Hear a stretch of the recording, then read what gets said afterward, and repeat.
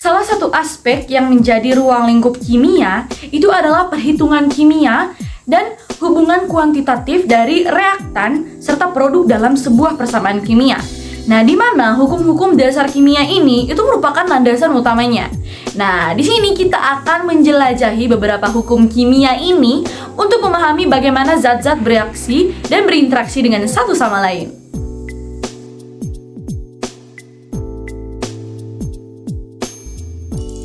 Nama lengkap Antoine Laurent Lavoisier, Bapak kimia modern ini merupakan pria kelahiran Prancis 26 Agustus 1743. Beliau lulus dari Du Collège Mazarin dengan jurusan hukum yang justru lebih tertarik pada sains. Nah, salah satu kontribusi terbesar Lavoisier dalam bidang kimia adalah hukum kekekalan massa. Nah, hukum ini ditemukan pada saat beliau melakukan sebuah eksperimen saat membakar merkuri cair dengan oksigen hingga berubah menjadi oksida merkuri yang berwarna merah. Nah, selanjutnya oksida merkuri tersebut dipanaskan kembali sampai kembali berbentuk merkuri cair dan oksigen. Dari percobaan ini, beliau menemukan fakta bahwa massa oksigen pada saat proses pembakarannya itu tadi itu sama dengan massa oksigen yang berbentuk setelah merkuri oksida ini dipanaskan. Nah, oleh karena itu, beliau mengambil sebuah kesimpulan yang selanjutnya dikenal dengan hukum kekekalan massa yang berbunyi, dalam setiap reaksi kimia, massa tidak dapat diciptakan atau dihancurkan. Massa hanya dapat diubah bentuknya atau dipindahkan dari satu zat ke zat lainnya. Dengan kata lain, jumlah massa zat-zat reaktan sebelum reaksi akan sama dengan jumlah massa zat-zat produk setelah reaksi. Misalkan ya, dalam reaksi pembakaran logam magnesium dengan gas oksigen, jika massa logam magnesiumnya sebanyak 12 gram dibakar dengan 32 gram, maka sesuai dengan hukum kekekalan Lavoisier, massa oksida magnesium yang dihasilkan adalah 44 gram. Contoh lain seperti berapakah massa kalsium karbonat yang dihasilkan dari reaksi 14 gram kalsium oksida dengan 22 gram gas karbon dioksida sesuai dengan persamaan reaksi di bawahnya. Nah, sesuai dengan hukum kekekalan massa, maka massa kalsium karbonat yang dihasilkan dari reaksi 14 gram kalsium oksida dengan 22 gram gas karbon dioksida adalah 36 gram.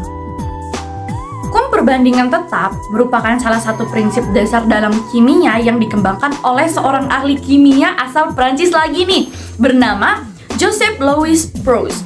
Nah, setelah ia melakukan serangkaian percobaannya pada tahun 1797 hingga 1804. Nah, hukum perbandingan tetap menyatakan bahwa ketika dua unsur bergabung untuk membentuk suatu senyawa kimia, unsur-unsur tersebut akan selalu berada dalam perbandingan massa yang tetap.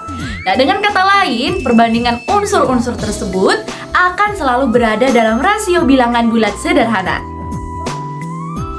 Reaksi pembentukan molekul air dari hidrogen dan oksigen merupakan contoh yang paling terkenal untuk menjelaskan hukum kekekalan massa ini. Nah, berdasarkan hukum ini, perbandingan massa hidrogen dengan massa oksigen yang bereaksi membentuk molekul air itu memiliki perbandingan massa yang tetap, yaitu 1:8. Lanjut kita ke contoh soal. Perbandingan massa hidrogen dengan oksigen dalam molekul H2O adalah 1:8. Jika massa hidrogen yang direaksikan adalah 4 gram, tentukan massa oksigen yang dibutuhkan. Lanjut kita masuk di pembahasannya. Nah, di sini perbandingan massa hidrogen dengan oksigen dalam molekul H2O adalah 1:8. Begitupun dengan massa hidrogen yang direaksikan dengan 4 gram berbanding dengan massa oksigen yang dibutuhkan. Karena mengikuti aturan hukum perbandingan tetap, yaitu 1:8. Untuk menentukan massa oksigen, kita dapat melakukan perkalian untuk langkah selanjutnya, yang dimana 1 dikali dengan massa oksigen adalah massa oksigen. 4 gram dikali dengan 8 yaitu 32 gram. Jadi, massa oksigen yang dibutuhkan adalah 32 gram. dua buah unsur dapat bereaksi membentuk lebih dari satu jenis senyawa. Contohnya, karbon dan oksigen dapat bereaksi membentuk senyawa karbon dioksida dan karbon monoksida. Nah, seorang ilmuwan berkebangsaan Inggris bernama John Dalton menemukan bahwa jika dua buah unsur ini bereaksi membentuk lebih dari satu senyawa, jika massa salah satu unsur tersebutnya tetap, maka perbandingan massa unsur lainnya dalam senyawa-senyawa tersebut merupakan bilangan bulat sederhana. Nah, pernyataan ini selanjutnya disebut dengan hukum kelipatan perbandingan atau yang biasa kita sebut hukum Dalton. Berikutnya, mari kita perhatikan tabel hasil eksperimen Dalton berikut ini pada reaksi antara karbon dan oksigen dalam membentuk senyawa karbon monoksida dan karbon dioksida. Dalam tabel berikutnya, jenis senyawa karbon monoksida dengan massa C yang direaksikan adalah 1,33 gram dengan massa oksigen yang direaksikan adalah 1,00 gram, sehingga massa senyawa yang terbentuk adalah 2,33 gram.